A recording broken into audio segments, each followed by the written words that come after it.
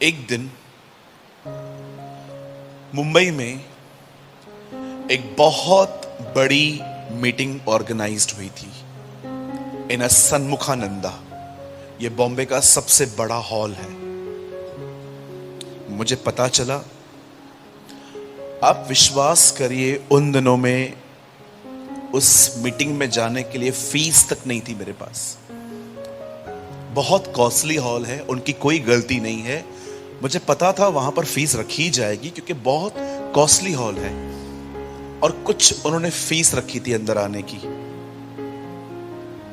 मैंने किसी और से पैसे लेकर कमिटमेंट करके कि मैं आपको दे दूंगा, मैं मीटिंग में गया था। मुझे इतने अच्छे से वो दिन याद है। मैं गया, मैंने मीटिंग अटेंड की।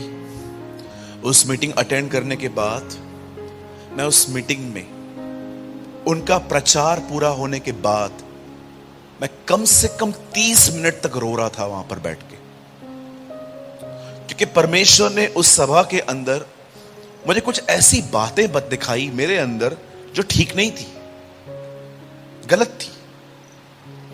और मैं वहां पर रोया रोया रोया रोया, और रोने के बाद मैंने अपनी आंखें ऐसे ऊपर उठाई और मैंने प्रभु से कहा, यह अंतिम दिन है, इसके बाद ये सब नहीं होगा मुझसे।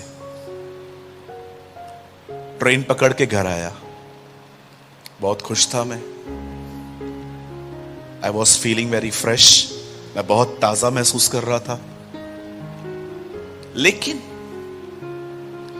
3-4 दिनों के बाद, 3-4 दिन में बहुत बढ़िया था, एकदम शांत हो गया था, एकदम शांत। मेरी गॉसिप बंद हो गई थी, लोगों के प्रति, लोगों के व्यक्तिगत जिंदगियों के बारे में बात करना बंद हो गया था मेरा, एकदम शांत हो गया था।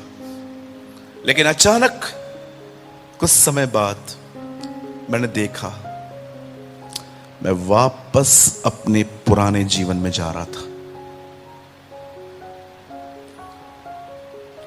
तब मैंने खुदा से एक बात पूछी।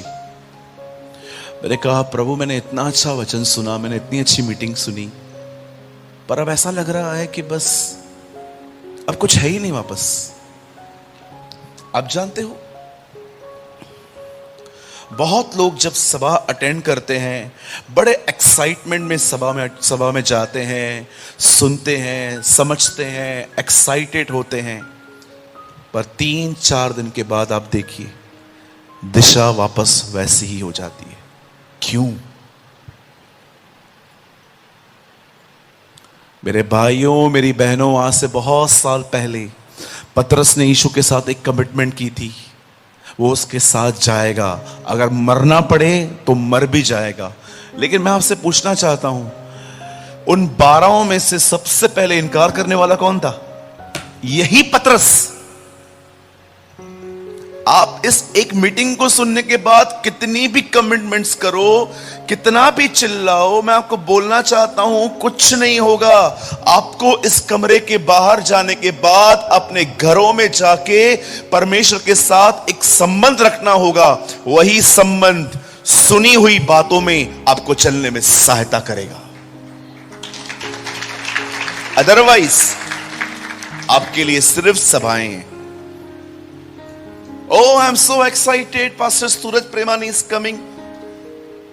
आप जितना चाहिए मीटिंग अटेंड करिए, लेकिन उन पर चलने की ताकत मात्र संबंध में मिलेगी। अदरवाइज, मैं जानता हूं ये शब्द आपको बिल्कुल पसंद नहीं आएंगे, लेकिन सच तो सच है। आप सिर्फ सभाएं अटेंड करो, सभाएं अटेंड करो, सभाएं अटेंड करो, लेकिन घर पे एक खुदा के साथ संबंध न रखो, उसका अनुग्रह न पाओ, तो मैं आपको बताना चाहता हूं, आई नो आपको अच्छा नहीं लगेगा ये, वो राजाओं का राजा, हम फरीसियों के फरीसी बन जाएंगे। We will be the superior Pharisees, full of knowledge, zero obedience. ज्ञान बहुत है, बाइबल में ये लिखा है, बाइबल में ये लिखा है। अच्छा, दुश्मनों से प्रेम करो, कौन कर पाता है? जरा सोचो, आपके पास में जो बैठे हैं, आप उनको जानते हो? मीटिंग के बाद सबसे मिलते हो? बोलो बोलो बोलो। हाँ, कितने भाई हैं यहां पर? मुझे बताइए कि इस कलीसिया में आने वाली हर बहन आपकी सगी बहन की तरह है? बोलो बोलो बोलो।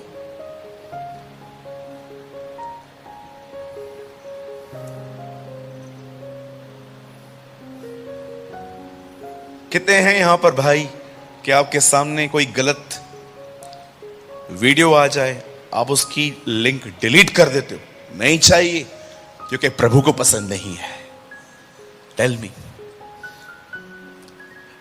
परमेश्वर के वचन में लिखा है, परमेश्वर का अनुग्रह अभक्ति को ना कहना है। A true grace deny ungodliness. जब परमेश्वर का अनुग्रह आएगा, आप अभक्ति, पाप को ना कहोगे। नहीं चाहिए। ये कहने की ताकत अनुग्रह में है।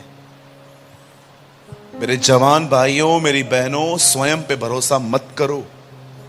जॉब की फील्ड में चलता है ये सब। जब आप नौकरी ढूंढने जाओगे और आपको बोलेंगे हमारे पास मार्केटिंग का काम है, क्या आप करोगे? अब अगर आप वहां पर खड़े होकर कहोगे ना, मुझे तो कुछ भी नहीं पता, जो मुझसे प्रभु करवाए, वो बोलेंगे घर जा, घर जा, आराम कर। वहां पर कॉन्फिडेंस चाहिए। लेकिन जब आप मसीह जिंदगी में आते हैं, अपने कॉन्फिडेंस को साइड में रखिए। आपका स्वयं नहीं, आपका पूरा भरोसा परमेश्वर पर होना चाहिए। आप समझ पा रहे हैं? जॉब की फील्ड में चलता है सेल्फ कॉन्फिडेंस, खुदावन में नहीं चलता। परमेश्वर में आके उससे अनुग्रह पाएं और संबंध में अनुग्रह मिलता है। अब आप में से कुछ लोग सोचते होंगे, ब्रदर संबंध क्या होता है, रिलेशनशिप क्या होता है?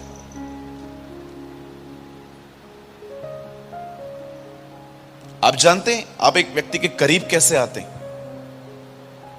आप एक व्यक्ति के क्लोज कैसे आते हैं? सोचो, आपके पास मेरा नंबर है, मेरे पास आपका नंबर है।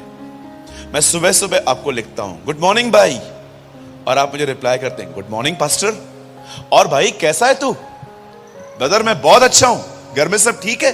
अरे हाँ मस्त। फिर दोपहर में मैं आपको मैसेज करता हूं, और खाना हो गया आपका? अरे ब्रदर खाया ना, भिंडी खाया ना अभी, आपने क्या लिया? अरे मैंने भी भिंडी खाया आज। शाम को, और क्या हाल है, कैसे हो? हाँ बस जा रहा हूं, परिवार के साथ मॉल जा रहा हूं, और रात को सोने से पहले। और भाई हो क्या आया, क्या लेकर आया? नहीं कुछ लेकर नहीं आया, कोई डिस्काउंट नहीं था। आप जानते हो, आप रोज बात करो, आप करीब आ जाओगे। आपने देखा कैसे अच्छे अच्छे रिश्ते करीब आके व्यभिचार के रिश्तों में बदल जाते हैं। आपको पता है, किसी से भी बात करना, जितना बात करोगे ना, आप उसके करीब होते जाओगे, करीब होते जाओगे। आप आज देखिए, बहुत सारे जवान हैं, they start with pure heart, बड़ा हृदय गंदे हो गए।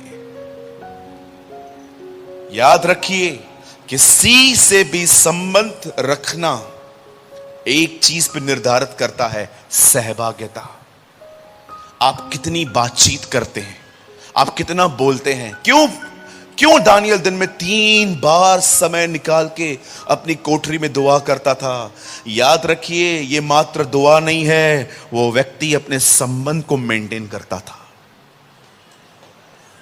He maintained his relationship।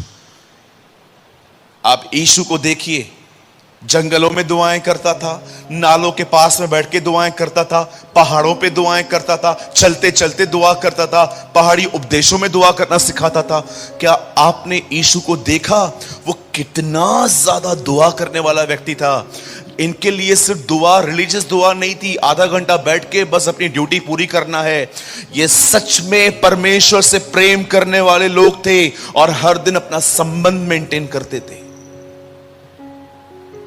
उसी संबंध में मनुष्य को परमेश्वर का अनुग्रह मिल जाता है, और वह अनुग्रह ही इंसान को उसकी आज्ञाओं पर चलने की ताकत देता है।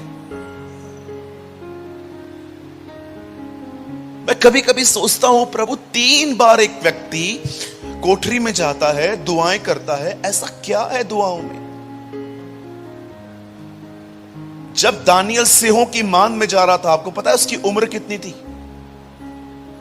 He was 89 years old.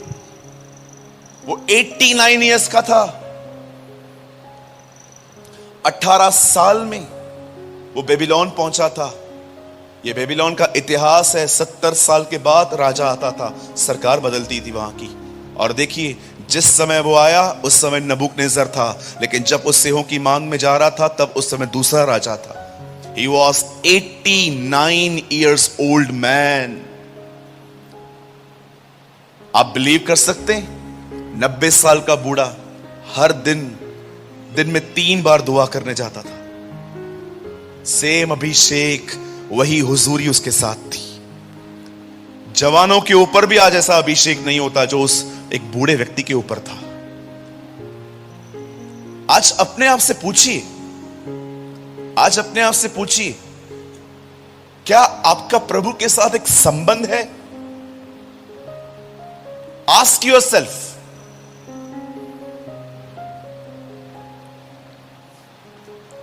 Ask yourself youth. बहुत जरूरी है जवानी में ये फाउंडेशन बिठाओ। आप यंग हो, धन्यवाद करो, मुझे ये बातें बहुत साल सुनने को नहीं मिल पाई थी। आप ब्लेस्ड हो, आपको छोटी सी एज में ये बातें सुनने को मिल रही हैं। आपको परमेश्वर ने ऐसा पासवान दिया है जो आपको हर रविवार को ये बातें सिखाते हैं। मैं कोई नया संदेश नहीं प्रचार कर रहा, जो वो सिखाते हैं मैं जस्ट आपको रिमाइंड करवा रहा हूं। इट्स नॉट अ न्यू और अ होल प्रकाशन दिया प्रभु ने वगैरह वगैरह। I am not using any religious word here, I am just preaching his messages. जो वो सिखाते हैं मैं वही कंटिन्यू कर रहा हूं। क्या कि यहां पर बोलना कि मैं कुछ नया लेकर आया हूं, नो। मैं जानता हूं अब हर रविवार को पहले या दूसरे सेशन में ये बातें सीखते होंगे, but just I am reminding you कि क्या आप इन दिनों में जो जवान हैं अपना ध्यान हर चीज से हटा के उसके साथ बैठते हैं, एक संबंध बनाते हैं, ताकि आप जो सुन रहे हैं उस पर चलने के लिए आपको ताकत मिल सके।